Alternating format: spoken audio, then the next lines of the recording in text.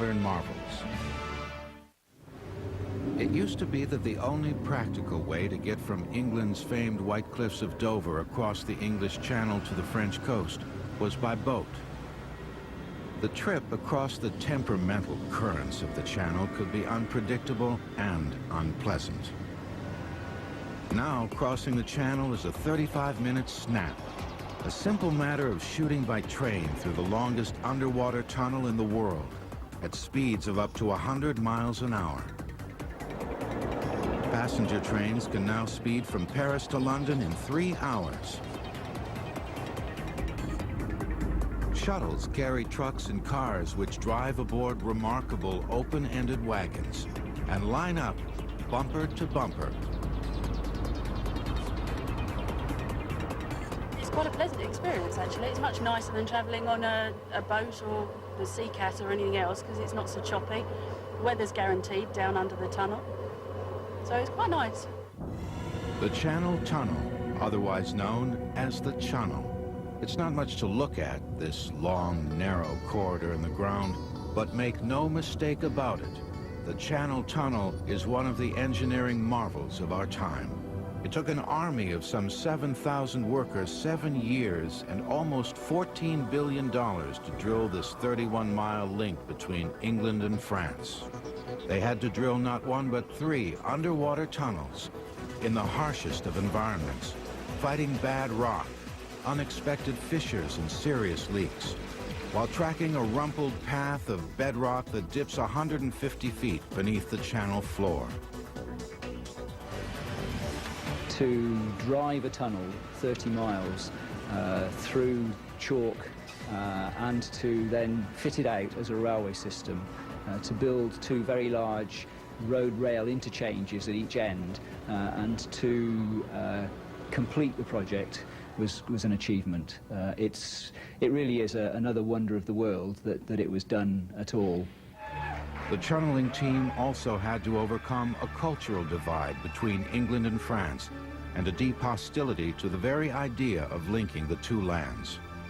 Here we were connecting 2 countries that hadn't been connected for 8,000 years. It was a huge advance in imagination, in technique, and in sheer persistence to get it done. The site workers used to say this is, the biggest thing since the pyramid sort of thing, I mean, it is, as an engineering feat, it's absolutely phenomenal. Before the Chunnel opened in 1994, most people had to cross the English Channel, which averages 23 gale force storms a year, by boat. The often stormy passage was one of the most heavily trafficked waterways in the world, with as many as 750 ships a day carrying people and freight between Britain and France. The dream of an alternative means of making the trip goes back at least as far as 1785, when a pioneering aviator flew over the channel in a hot air balloon. It was a Frenchman named Albert Mathieu who in 1802 drew up the first serious plan for a channel tunnel, envisioning a horse and buggy passageway to be ventilated with a chimney-like shaft drawing air from above the waterline. The proposal was as bold as it was impractical. England and France were at war, and the idea of giving Napoleon direct access to the English mainland was not very popular, at least not among the British. Another Frenchman, Thomas de Gaumond, was the next champion of the Channel Tunnel idea. De Gaumond proposed building an artificial island in the middle of the channel and linking it to each coast with prefabricated tube tunnels that would lay on the channel floor. To allay British fears, he included flood valves in his design that could inundate French troops in case of an attack. Other 19th century schemes for a cross-channel link included one for a kind of submarine on wheels, and another for an underwater tube suspended by a long line of floating anchors. The invention of the tunnel boring machine, or TBM, in 1875 brought new life to the channel tunnel idea. This massive air-powered drill was, in its essentials, identical to the TBMs in use today, with a rotating drill head that could gnaw through the toughest geology at the then phenomenal speed of 1 inch a minute. In 1881, pioneering TBMs actually began drilling off the coast at Dover and on the French side at Calais. This 1881 tunnel was driven in the same chalk marl that we chose in 1985. The geologists knew that this was the best stratum. What they couldn't be sure of at that time was whether it went all the way across to France. I don't think they actually developed the notion of how you would get this tunnel all the way across.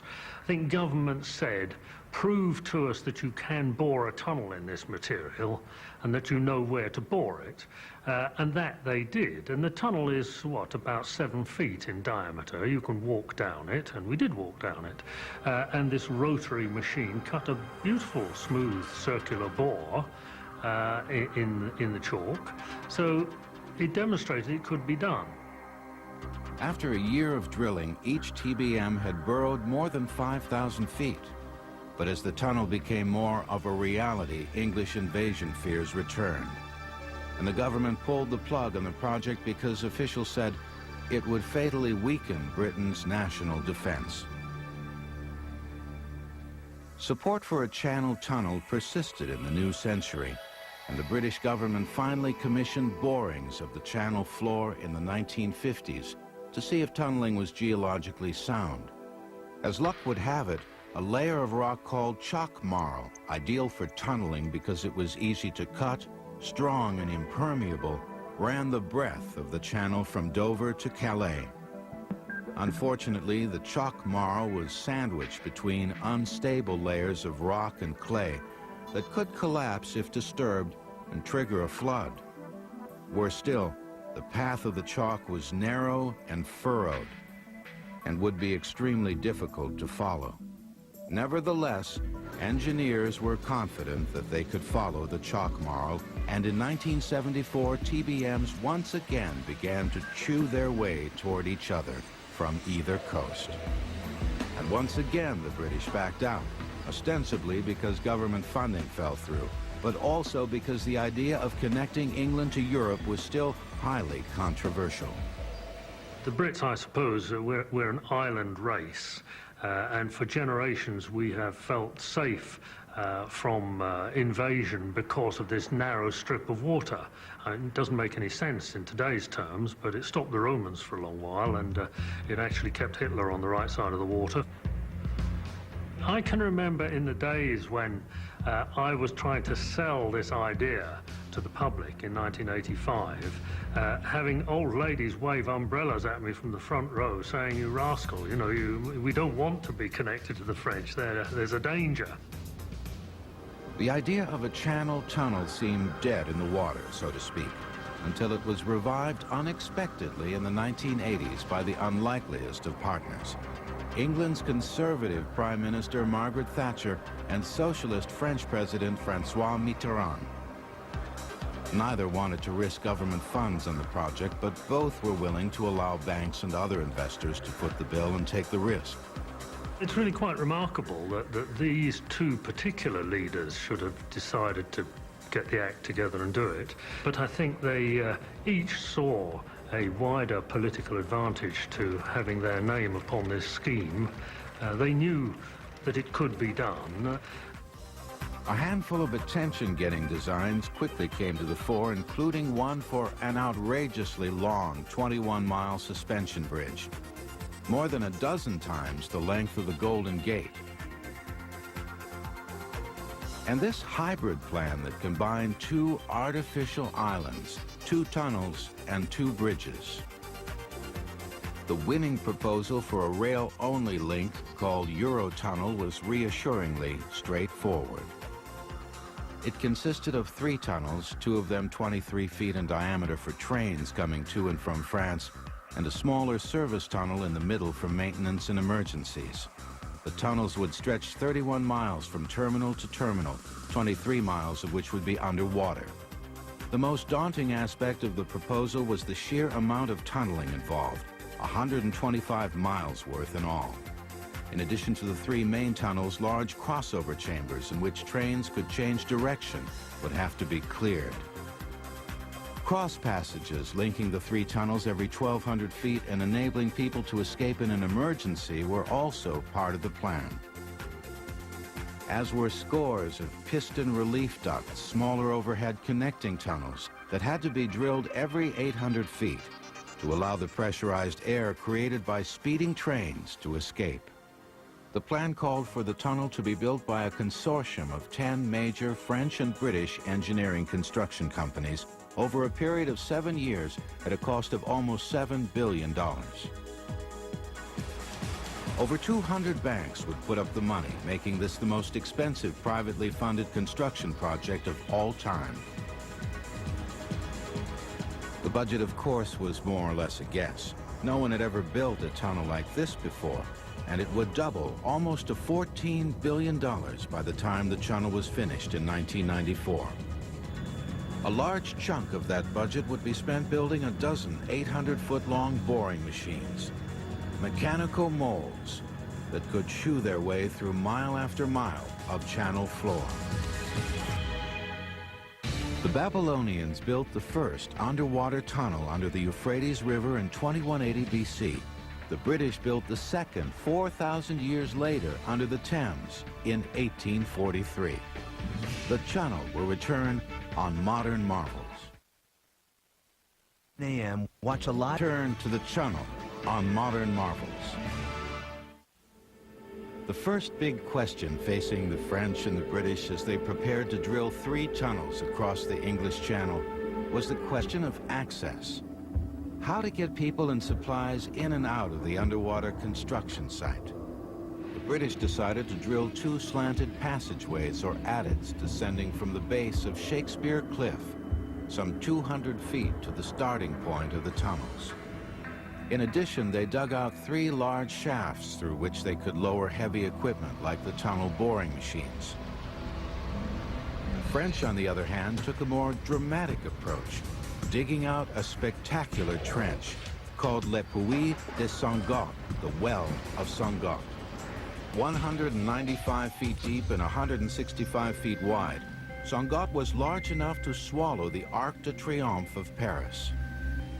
In a shaft that size, all 3 tunnels could pass through the bottom of the shaft, which meant that you had vertical access to all 3 tunnels, and you could draw the material straight up out of them. And if any one of them got blocked, it didn't affect the others. The French TBMs were lowered piece by piece into the Sangot well and then assembled over a period of months in roomy starter tunnels that led to the smaller tunnels to be drilled by the TBMs. By early 1988, TBMs on both sides of the channel had begun drilling the service tunnel, the first of 3 passages that would make up the Chunnel complex. Over the next few months, 4 more TBMs would set to work grinding away towards each other and excavating the 2 larger tunnels through which trains would eventually run. In terms of size, power, and speed, tunnel boring machines had come a long way since their invention in 1875. These 1,400-ton behemoths boasted revolving cutter heads that stretched out as much as 28 feet in diameter, dwarfing the men who worked the machine. Rotating at 3.5 revolutions per minute, the blades studded with clusters of steel teeth would grind through the hardest rock at 15 feet an hour. To actually stand at the face of one of these things is massively impressive. You're talking sort of 7 meters across with all these little cups, and you think, how on earth is this going to dig through the ground? But of course it does, because it just literally eats it away as it goes. Interestingly, the British and the French did not use the same kind of TBM. The difference was not ideology, but geology. 6 fault lines crisscrossed the first few miles of the French coastline, and that meant that any drilling would be inundated with water from the channel, pouring through the cracks in the earth, making work difficult and messy, if not impossible. During the aborted 1974 tunneling attempt, that's exactly what happened, and the French were determined to improve conditions this time around. It took 18 months to design and build a special waterproof TBM, a virtual tunneling submarine. that could plow through the seabed in monsoon-like conditions, keeping equipment and crew bone dry, and that could withstand tremendous water pressure, up to 7,500 tons worth, the kind of pressure the TBM would encounter if water from the channel crashed full force into its path. The British, on the other hand, didn't expect a lot of wetness, so they drilled with more conventional open-face machines. It was a decision they would come to second guess, as unanticipated waterfalls made much of their drilling a very messy affair. The TBM, of course, was at the heart of the tunneling process, eating its way through tons of rock, while carefully following the skinny, wrinkled path of chalk marl across the channel. Surveyors had fixed the difficult route, boring thousands of samples from the channel floor and mapping the seabed with sophisticated sounding techniques. A TBM driver sitting just behind the cutting head kept the machine on course with the help of satellite input and laser probes. He has at his console a readout of precisely where his machine is with respect to where it ought to be, and so he can steer it to keep it online. It's, if you like, entirely blind flying because you can't see through solid rock, but the machine computer tells him precisely where his machine is with respect to where it should be at any time. Behind the control room, the long body of the boring machine is busily engaged in two critical tasks: getting the spoil out of the system and installing concrete lining rings to stabilize the freshly drilled hole. It's a massively impressive tool. The frightening environment, I remember distinctly the first time I went into a tunnel boring machine working. You had to go onto a very, very tight walkway with a conveyor going above you with all the spoil coming from the face. And you'd walk up through all this complex machinery that was lifting segments of concrete, these huge segment linings, nine tons each.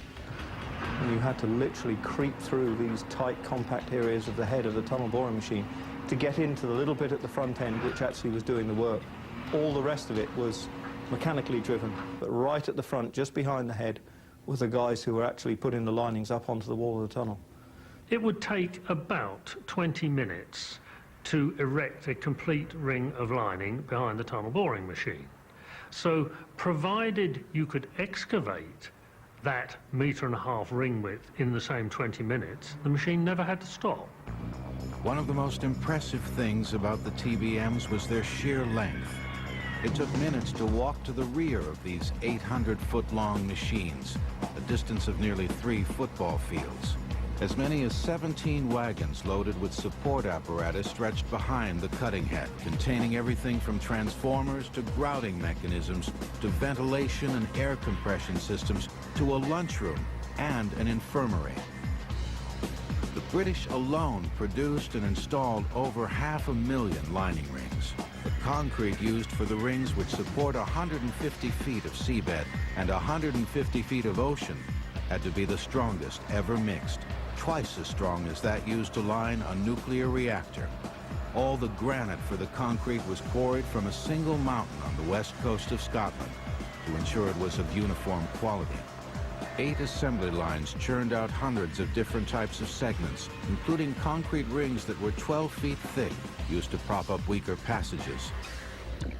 Spoil disposal was another huge and vital part of the tunneling process. Because their spoil was wet to begin with, the French mixed it with water to create a kind of slurry which they pumped a mile outside of Senghor and dumped atop an artificially created 125-acre basin called Fond Pignon. 6 pumps, each one strong enough to dump enough spoil per hour to fill a baseball diamond to a depth of 36 feet, spewed the slurry to the dump site. The British expected their spoil to be dry, so they opted to haul it out by conveyor belt and train. But once outside of the tunnel, the Brits weren't quite sure how to dispose of it. Various different options were looked at, some of them requiring train loads of wet chalk to be taken around the country and lost somewhere. There were various environmental concerns about where we were going to dump this spoil. The logistics of moving it away quickly were very important, and in the end it was decided that we would leave it as close to the hole where it came out of the ground as possible. After looking at 90 possible dump sites, authorities opted to toss the spoil into the channel, adjacent to Shakespeare Cliff, the point at which it had been removed. This proved to be an immense undertaking. To keep the spoil intact so that it would solidify, a huge seawall was built and driven into the sea. The seawall frame was the largest sheet steel structure ever fabricated. As the 5 million tons of spoil rose up through the sea, it congealed and eventually added 73 acres of landmass to England. While spoil teams tossed tons of rock into the channel, TBM teams desperately fought to keep the channel out of the tunnel. But leaks and the possibility of catastrophic flooding would soon become a major concern. 11 men, 9 British, 2 French, lost their lives building the Chunnel. The Chunnel will return on Modern Marvels. The biggest danger in drilling an underwater tunnel is the ever-present possibility of hitting a fissure and triggering a flood. This was especially worrisome in the channel because the tunneling team had to follow a thin, crooked path of chalk marl that was surrounded by weak rock. Hitting bad ground could create cracks in the seabed and bring water pouring down. The thousands of boreholes that had been drilled to study the channel floor posed an even greater danger. Although you always specify that that borehole gets filled with concrete afterwards, contractors have a nasty habit of forgetting to put the cement in. And so you get a borehole full of stones. And you don't want, in an underwater tunnel, to intersect a hole full of stones that the water can rush down. So all we had to do before we started was to try to determine precisely where over 3,000 boreholes over 200 years had been sunk into the bed of the channel, so as to avoid them with our boring machine.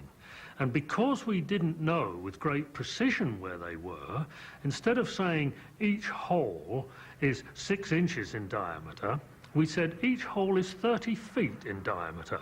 Miss it. The many borings, at least, gave engineers a pretty good idea of what they would find in the channel seabed, or so they thought. Must have been one of the most surveyed bits of ground in the world, and yet the tunnel boring machine on the UK side still hit unexpected wet ground just off the coast. Everyone expected it to be them to be going through dry chalk all the way, and they had machines designed for that. And so when they suddenly hit wet ground, they were in a bit of trouble. A bit of trouble is a bit of an understatement. Water began seeping into the British end of the service tunnel in March 1988 as the TBM gnawed its way forward just off the coast. The TBM was designed for a dry environment, but now, week after week and month after month, water was raining into the construction site. Salt water, indicating that it came directly from the sea. I went into the face at the messiest point, under the UK land drive. And if you can imagine a very, very heavy rainstorm that you're working in constantly at the face, that's what it's like, a very torrential rainstorm, all shift long, the whole time. The main concern was obviously that the ground was so soft that it would literally come in above you, that it would collapse.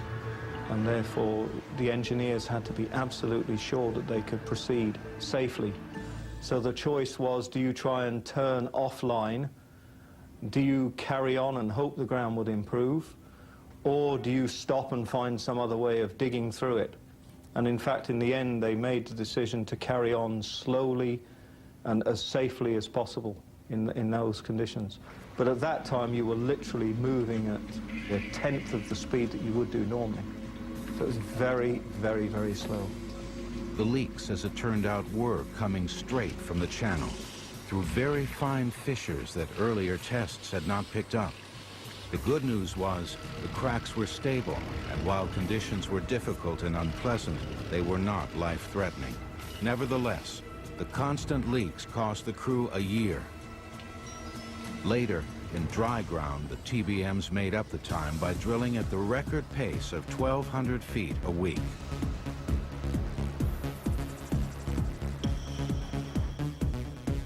Drilling through the channel bed was the glamorous part of the tunneling process, but supply logistics was a major, if more mundane, challenge. A construction railway, the third busiest rail system in all of England, carried thousands of workers, hundreds of thousands of lining rings, and millions of tons of spoil in and out of the various passageways. The construction railway at its peak was 1,200 pieces of rolling stock, of which something like about 140 locomotives and the rest were supply vehicles. And we were busier than Heathrow Airport in terms of movements. And every single train went in fully loaded and came out bringing out goods and materials that had to be taken to the surface and disposed of. All told, the underground supply trains logged enough miles to go to the moon 5 times. Incredibly, the tracking system used to monitor the incessant traffic was nothing more than a magnetic board covered with colored magnets. A more high-tech computerized system would not have been as reliable in this wet underworld. It was an unbelievable headache. You had all the different tunnels with all the different segments. Each segment had to be numbered and supplied exactly to the number that was going into the tunnel. You had what we called bullets of concrete, which had a lifespan of 5 or 6 hours maximum. So they had to go down. If they were delayed, they went solid, and then they had to be dug out of the bullets, literally by hand. Interestingly, because of the congestion and long waits, and in order to keep down emissions in the tunnel, many of the workers rode to their job sites on mountain bikes. A lot of colleagues used to say that it was good fun going in on the bike, especially if you needed to keep fit. Because some of these guys were going up to 27K on a bicycle to the midpoint of the tunnel. The first 9 or 10K is downhill, and then it's very gentle from there onwards. It was only coming home was the difficult part. Up the hill, that was a difficult one.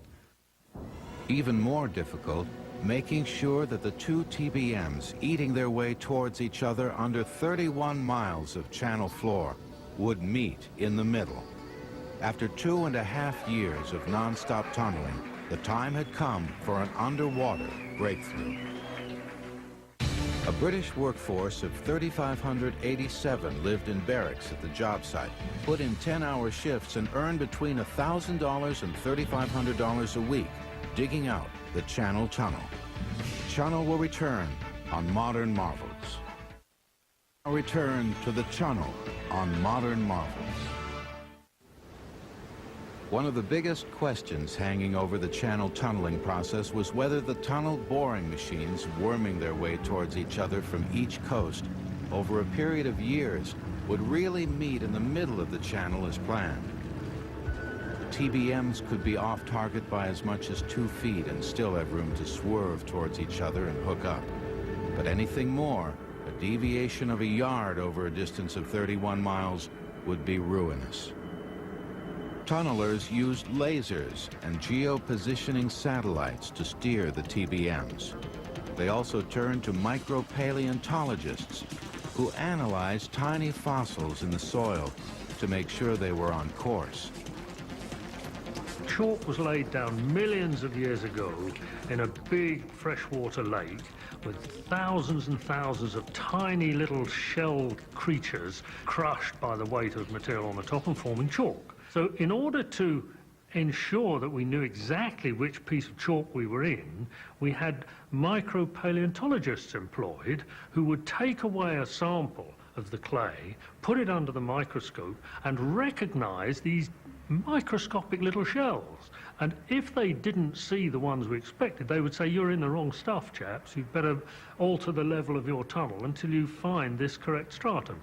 So we were constantly drilling ahead of our machine and taking samples. On October 30th, 1990, after 2.5 years of continuous drilling, the French TBM had eaten its way through 41,612 meters of the service tunnel. and was poised to break through on the British side. For the Eurotunnel team, this was the moment of truth. However blasé engineers like myself may appear, of course, it's a bit nerve-wracking because until you actually join, you can't be sure how precise you are. In order to finally align the tunnels, a small hand-excavated tunnel was driven from one tunnel to the other, through which we could, as we say, close the traverse of the survey and tell ourselves precisely what the junction error was.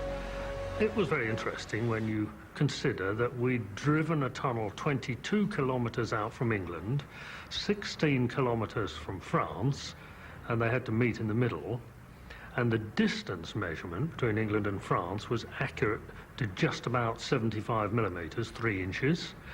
The alignment measurement was accurate to 250 millimetres, so we were pretty close. They're through, they're through. They're through, hey! There's the handshake we've all been waiting for, Mr. Fagg and Mr. Amid Crozet. cheers, British TBM operator Graham Fagg walked through the opening and on to French soil. French tunneler Philippe Cosette crossed over into Britain. The two had their passports stamped and enjoyed the moment. Ladies and gentlemen, just about 4 hours ago, for the very first time since the end of the Ice Age, it became possible for the people of Britain to walk to France and for the people of France to walk to the United Kingdom. Differences between French and British culture, however, surfaced immediately. And when the tunnel junction, of course, there was great excitement. Nobody had walked from England to France for 8,000 years, probably. So when the hole was broken through, we rushed through into the French side, where there were 2 tables laden with jeroboams of champagne, and a lot of them were ready poured into flutes for us to drink, which we did. The French, of course, rushed into the English side, where there were similar 2 tables laden with plastic cups and mineral water. And the Entente Cordiale nearly collapsed at that point.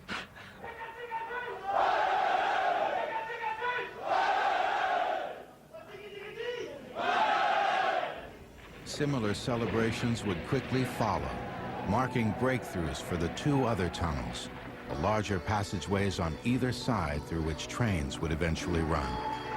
By 1991, the first and riskiest phase of the Chunnel project was complete. Tunnels under the English Channel were at last a reality. The stage was set for a new excavation challenge, digging out enormous crossover chambers, which had to be big enough to allow kilometer-long trains to cross over and change direction from one tunnel to the next. The crossovers, one on each end of the 3 central tunnels, were the largest underwater chambers ever attempted. They were excavated first one side, then the other, and then they ate away at the center section. When you went in there during the construction phase, it was awesome.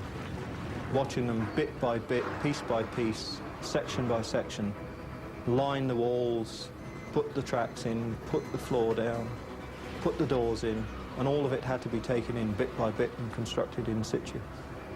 It's absolutely fantastic, but they just did it like piecing a giant jigsaw together in this massive cavern. The caverns were too large for the TBM teams to quickly install concrete lining rings as they had done in the tunnels. Instead, they used a temporary support technique called shotcreting, spraying a layer of concrete onto the high ceilings and walls to keep them from crumbling. Shotcrete is a thin skin of sprayed concrete to spray directly onto the rock. It creates, if you like, an eggshell structure within the rock, which will stand, as we know, for a considerable period. And that gives us time to advance through and take out all the excavation, and then we can cast inside it a concrete lining at our leisure. The stability of the concrete walls would be severely tested soon after the channel opened, in a devastating trial by fire. Electrified fences, baited traps, pits and dart guns all protect the channel from rabid foxes and terrorist attack. Modern marvels will return. Now return to the Chunnel on Modern Marvels. Putting a train tunnel through the English Channel involved more than, well, just putting a tunnel through the channel. A 31-mile passageway, 23 miles of it underwater, requires its own infrastructure, including cooling, pumping, and ventilation systems that make the whole operation efficient and safe. This is actually W1 pump station, one of three, all told. You've got two on the English side and one on the French side. 5 pumping stations like the service tunnel are responsible for keeping the underground pathways dry. Engineers planned for water to seep down from the channel at the rate of 150 liters per second, which sounds like a lot, but works out to a liter per kilometer. Minimal seepage is a good thing, relieving some of the stress created by the immense weight of the seabed and the channel. Pipes are everywhere in the Chunnel complex. Pipes that keep it dry and pipes that keep it cool, carrying cold water through all the passageways. If we didn't cool the tunnel, the friction of the trains moving through the air would cause the temperature to rise to about 30 to 50 degrees centigrade, which is somewhere in the region of about 120, 140 degrees Fahrenheit.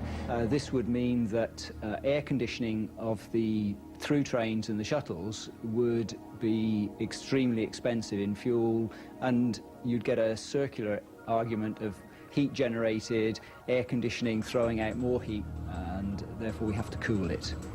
The cold water keeps the temperature in the Chunnel a constant 50 degrees. The water in the pipes is chilled here at a cooling plant at the foot of Shakespeare Cliff, next to the original entry point to the tunnel worksite. When it's cold outside, a series of radiator-like fans are enough to keep the pipes cool. In warm weather, enormous chillers are used, 4 of them, each one loaded with 5 tons of refrigerant, the equivalent of 5,000 home freezers. The chillers are among the most powerful in Europe. Each one can reduce the temperature of 200 gallons of water by 6 degrees in a single second. As you can see, it's very windy, about 15 miles an hour. Ventilation of the Chunnel is another vital issue. There has to be a way of getting fresh air into the passageways and of controlling smoke or toxic fumes in case of emergency. Huge ventilators housing gigantic fans, each one equipped with 34 blades, do just that, blowing a constant draft, 161 cubic meters of fresh air per second through shafts like this one in the service tunnel, which distributes the air to the other passageways. Much of the air stays in the service tunnel, which is pressurized to provide a safe haven during a fire. By maintaining higher air pressure in here, smoke or other contaminated air can't seep in from the outside. The tunnel floors, of course, had to be paved and lined with track, over 100 miles worth of state-of-the-art sensor-laden rail that doubles as a signaling system, shooting streams of digitized information to computers on board trains. Catenary lines were installed to deliver power to the trains. In normal use, the Chunnel needs 160 megawatts of electricity, the same amount used by a city of 250,000. In May 1994, after centuries of talk and nearly a decade of construction, the Channel Tunnel was ready for traffic. A lavish banquet in the British crossover chamber marked the occasion. The Chunnel was built with 3 kinds of trains in mind.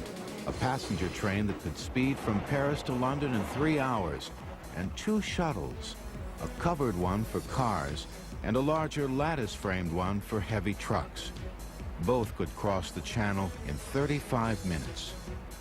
The shuttles were especially designed for the Chunnel to make it easy for vehicles to get on, go through, and get off the trains. The wagons carrying trucks are the largest train cars ever built and boast the best speed-to-weight ratio of all time. These trains were of a completely new type because of the need to to have a very quick transit through the channel, and that led us to have trains running up to 160 kph and weighing up to 2,500 tons. Generally speaking, in the railway world, you have fast trains, which are light, or heavy trains, which are slow. And we have both here.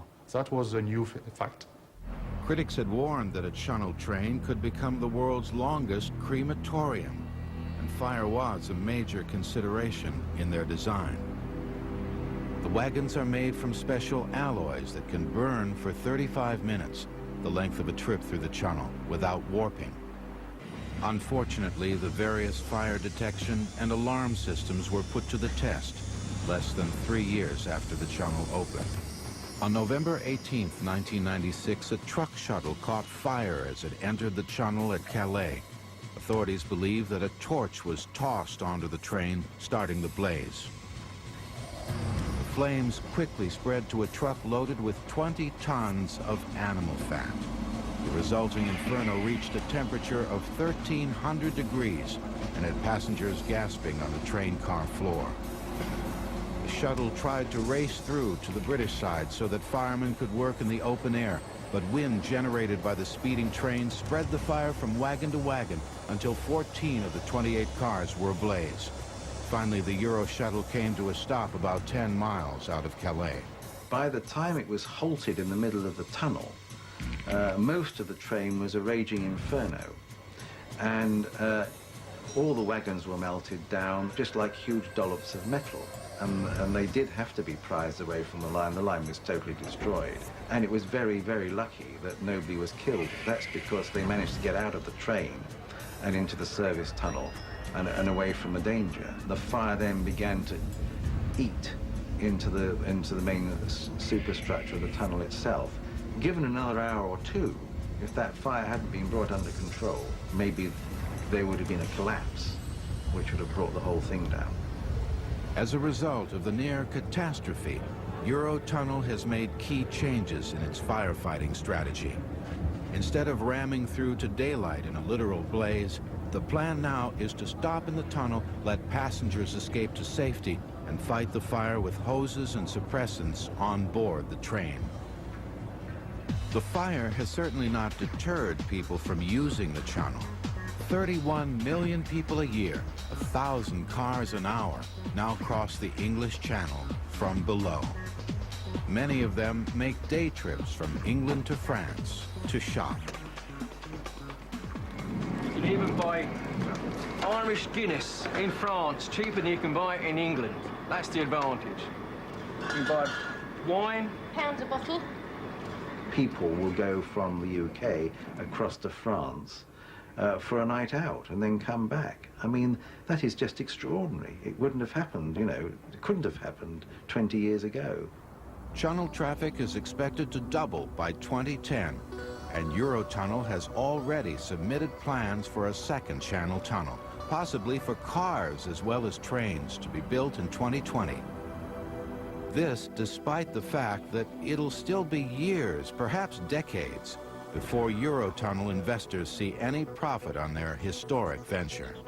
All earnings so far have gone to pay off the immense debt incurred in funding the $14 billion project. But numbers don't really tell the story of the Channel Tunnel.